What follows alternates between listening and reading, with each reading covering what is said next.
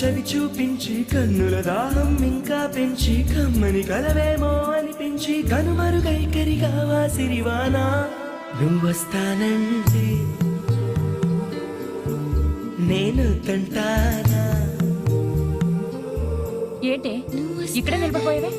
పాపం అతను train miss అయ్యాడమ్మా. అవునే పాపం, ఇప్పుడేం చేయలేగా, ఇక్కడ నిలబడి ఏం చేస్తావు? నువ్వు రా. నువ్వొస్తానంటే నేను తంటానా.